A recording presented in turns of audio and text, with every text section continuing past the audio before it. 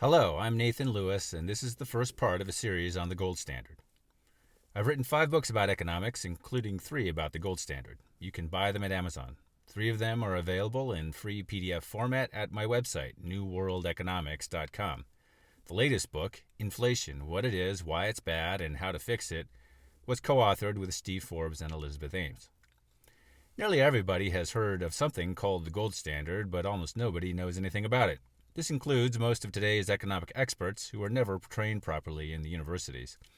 It also includes many people today who are actually gold standard advocates, but who don't actually know that much about what they are advocating.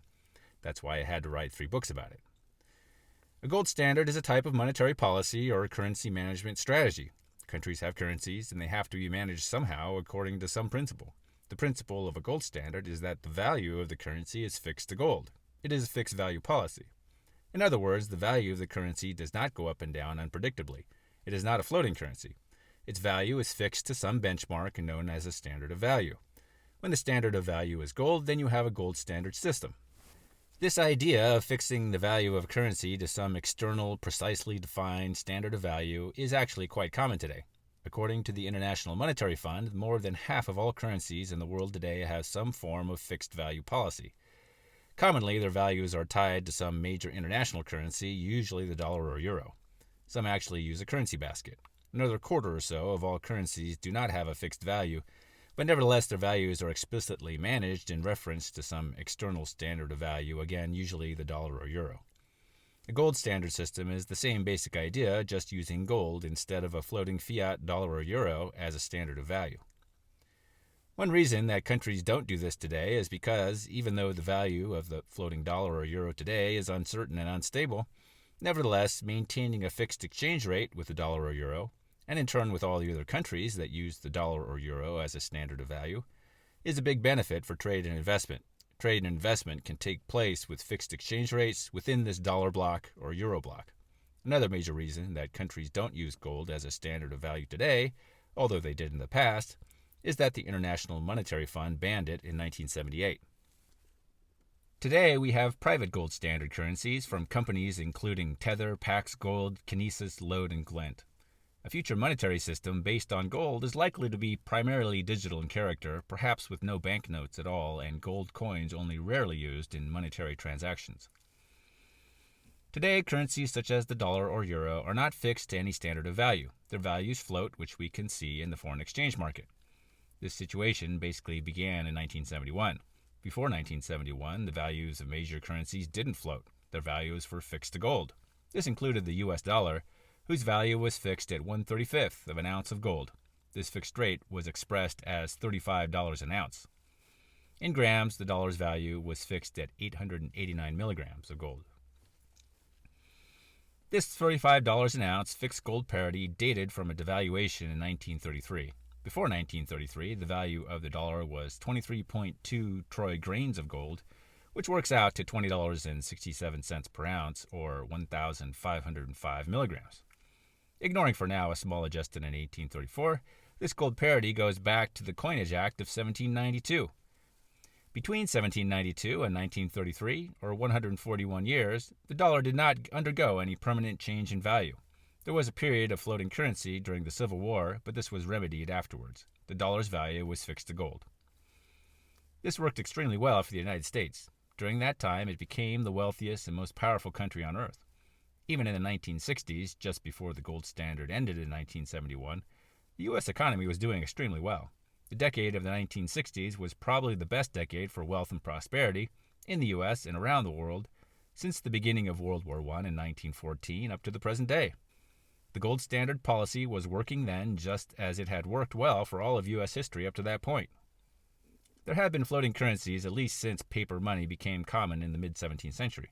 Before then, even in the age of coinage, coins were often debased, which means that the gold or silver content of the coin was reduced or its face value increased. The result was that the value of the coinage changed, falling in value as the contained precious metals declined.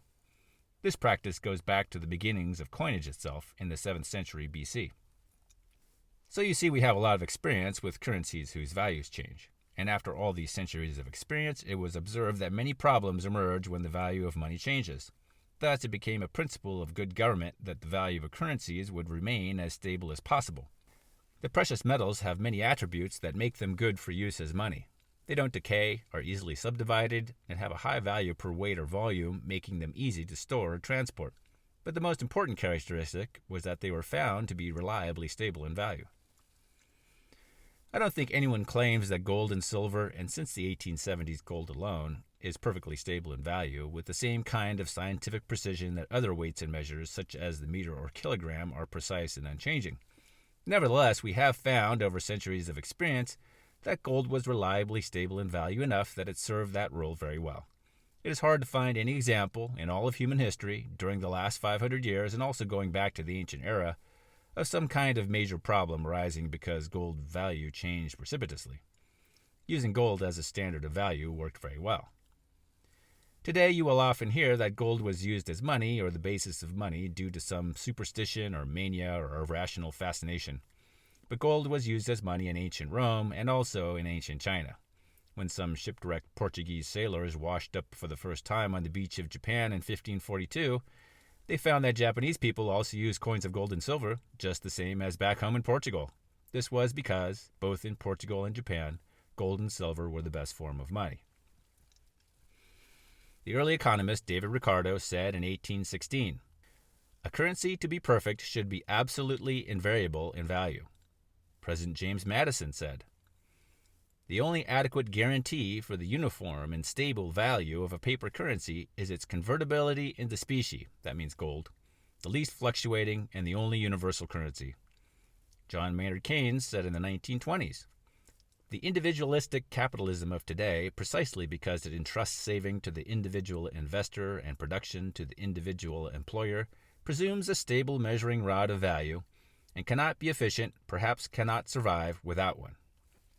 Here is a chart of the history of the U.S. dollar compared to gold. As you can see, the dollar's value was fixed to gold for most of U.S. history until 1971. Since 1971, the dollar's value versus gold, its old benchmark, has fallen by a huge amount. Instead of taking $35 to buy an ounce of gold, it now takes about $3,000.